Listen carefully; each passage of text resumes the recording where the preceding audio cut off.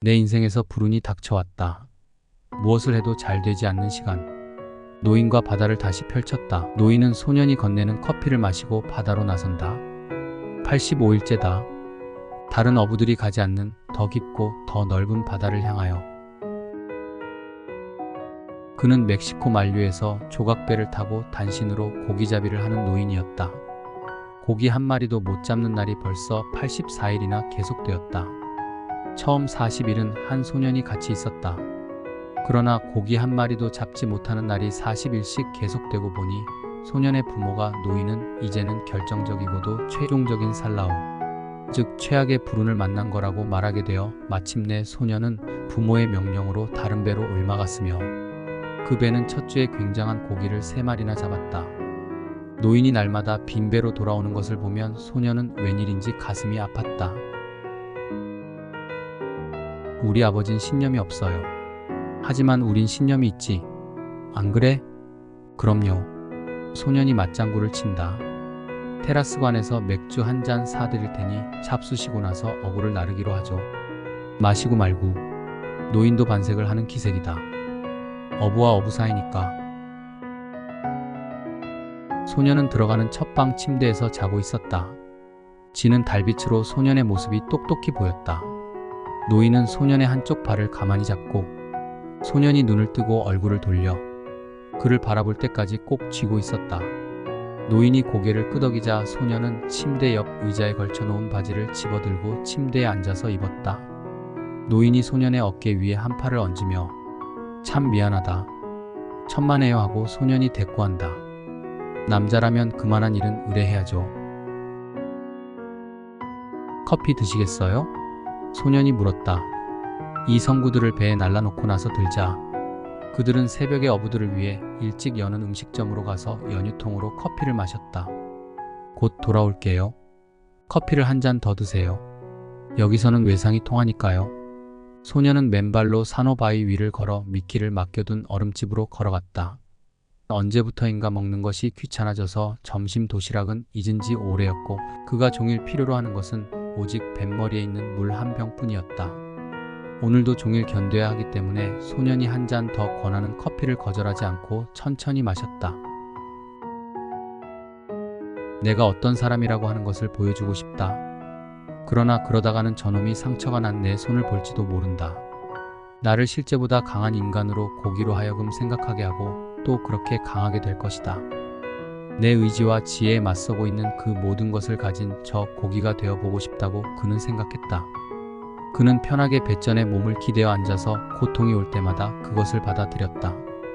고기는 꾸준히 헤엄쳐 나가고 배는 컴컴한 무리를 천천히 흘러나갔다. 정오에는 노인의 왼손에 쥐가 풀렸다. 그는 자세는 편했지만 몸은 고통스러웠다. 그러나 그는 고통이라는 것을 전혀 인정하지 않았다. 나에게는 종교는 없지만 그러나 이 고기를 잡게 해주십사 하고 천주경 10번과 성모경을 10번이라도 외겠고 거룩하신 마리아여 이 고기를 죽게 해주소서. 훌륭한 놈이기는 하옵니다만 기도를 올리고 나니 기분은 훨씬 나아진 것 같았으나 고통은 여전했고 어떻게 보면 좀 더한 것도 같았다.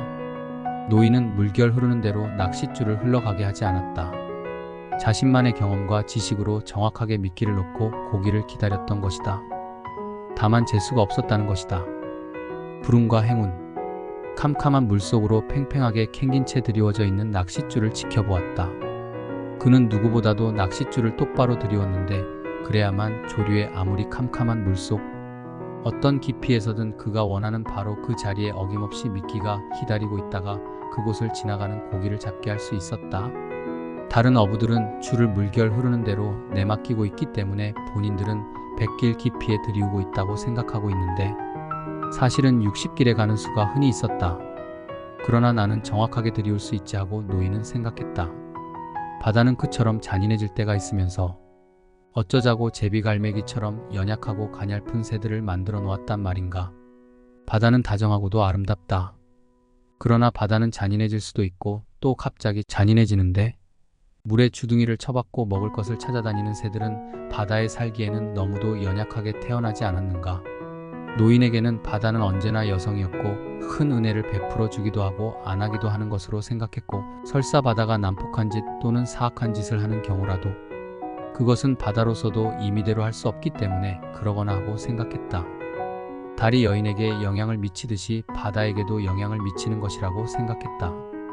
구름은 무역풍 때문에 뭉게뭉게 모여들고 있었고, 바다를 건너가는 한때의 물오리가 하늘에 새긴 듯이 뚜렷하게 자태를 나타냈다가는 흐려지고 또 뚜렷해지고 하는 것이 보였다. 그는 아무도 바다에서는 결코 외롭지 않다는 것을 알았다. 그는 있는 힘을 다하여 골통을 내려 찔렀다. 무슨 희망이 있는 것은 아니었다. 단호한 결의와 철저한 악의로 노인은 상어를 찔렀던 것이다. 그러나 결국 고기의 모든 살점은 뜯겨버린다. 그렇지만 그는 패배하지 않았다고 생각한다. 너무 좋은 일은 오래가지 않는 법이야 하고 그는 생각했다. 이렇게 된 이상 차라리 이게 꿈이었으면 얼마나 좋을까?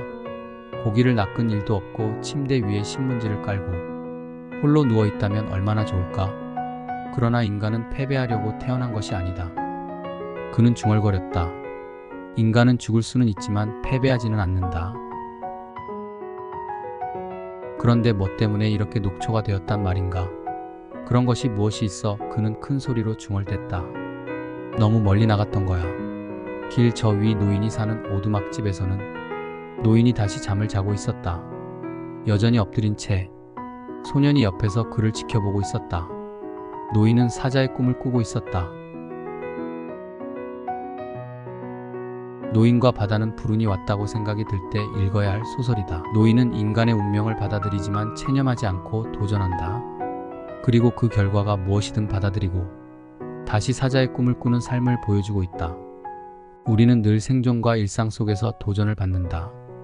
겸손하게 세상을 받아들이며 살아나가는 굳건한 의지를 위하여 노인과 바다를 읽는다.